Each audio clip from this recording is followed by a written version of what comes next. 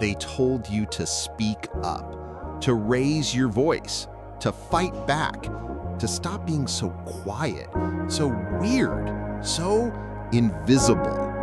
But here's what they never understood. Silence wasn't your flaw. It was your defense. It was the only way you knew how to survive. You learned early that words can be weapons. Yours always seemed to come out wrong, too soft, too strange, too much, or not enough. So you stayed quiet, not because you had nothing to say, but because the world didn't feel safe enough to hear it. And yet, they still judged you for that, called you shy, awkward, cold, said you lacked confidence, lacked presence, lacked something they could never name, but always made you feel ashamed.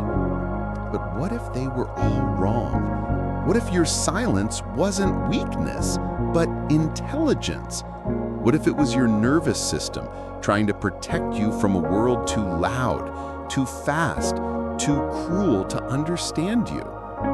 You're about to unlock something no one ever taught you. By the end of this video, you'll know exactly how to stop apologizing for your silence and start using it to heal, to connect, and to reclaim your power. There was a moment, maybe you remember yours too, when someone asked why you were so quiet, not out of curiosity, but like it was a flaw, a defect, a glitch in your system. You laughed nervously, maybe gave some awkward excuse. Just tired, you said. Or, I'm listening. Or nothing at all. But inside, something caved in. Because the truth was, you didn't know how to explain it. You didn't know how to say, I've lived most of my life trying to feel safe enough to speak. How do you explain to someone that every word you want to say has to be filtered through 3 layers of doubt first? Is this the right thing? Will I sound weird? Will they still like me if I say it? People think silence is the absence of noise, but your silence was never empty. It was full of thoughts, full of emotion, full of strategy. You watched people, read micro-expressions like books, studied the room before entering it with your full self. Because somewhere deep down, you knew being too loud, too soon, too open was dangerous. Not in the dramatic way, but in the slow, soul-eroding way. The way where someone smiles while dismissing you, laughs while ignoring you, nods while secretly pushing you further into the background. So you learn to hide in plain sight. You learn to survive by minimizing your voice, by shrinking your presence, until you could figure out who was safe enough to hold it. And no one ever told you that was valid.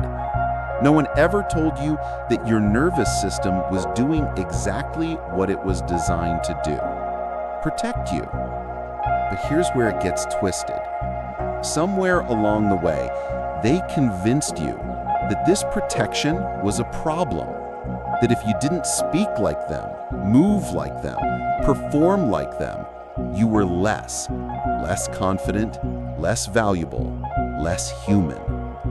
And you believed it, because how could you not, when every classroom rewarded the loudest voice, when every workplace celebrated the most charismatic smile, when every relationship seemed to require performance just to feel loved? So you started to perform. You forced conversation, even when it drained you. You mimicked confidence, faked eye contact, laughed at the right moments, not because it felt natural, but because survival had shifted from protection to acceptance. You started abandoning the very silence that once kept you safe. And slowly, something began to rot. Your authenticity, your peace, your inner compass. You were trying so hard to be normal that you lost the version of yourself that didn't need to be loud to be whole. But here's the truth they never told you. There is nothing inherently powerful about volume. Confidence is not a decibel. Connection isn't built by noise, and healing doesn't come from forcing yourself to speak louder. It comes from learning to trust your own voice, even if only you can hear it right now, because there are entire worlds inside you. And silence is the doorway to them. You notice what others don't. You feel what others brush off. You process more than people ever see. You are not weak because you're quiet. You're awake. Think about it. In a world that never stops talking, silence becomes a superpower. While others speak to fill space, you speak only when there's something worth saying. While they rush into conversations to be heard, you wait, listen, feel, and speak with intention. That's not social anxiety, that's clarity. And yeah, maybe you've been anxious. Maybe you've had moments where your voice caught in your throat like a locked door, where your chest tightened at the thought of being seen too clearly, or not seen at all, where you replayed one awkward sentence for days while they probably forgot it the second it left your mouth. But anxiety isn't proof you're broken. It's proof you've lived in spaces that weren't built for your nervous system. You weren't born anxious, you were taught to be, by a society that mistook sensitivity for fragility, by parents, teachers, and peers who punished difference and rewarded sameness, by a culture that measures value in likes, followers, noise, never in depth, presence, or silence. But what if your quiet was never a flaw to fix, but a message to hear? A signal that the world was too fast, too chaotic, too unsafe for your nervous system to fully bloom. And what if healing wasn't about becoming louder, but becoming safer in your own skin? So safe that your silence no longer feels like armor, but choice. Because real confidence isn't saying everything, it's knowing what not to say. It's not about dominating rooms, it's about honoring the frequency your soul actually resonates on. And maybe you're not ready to be loud. That's okay. You don't have to be. You just have to stop apologizing for being quiet. You've seen the world in ways others never will. You've walked into rooms and sensed tension before a word was spoken. You've sat with your own pain in silence because no one else knew how to hold it. You've read people, not their words, but their eyes, their shifts, their sighs. You've navigated the chaos of your own mind with nothing but your breath and willpower.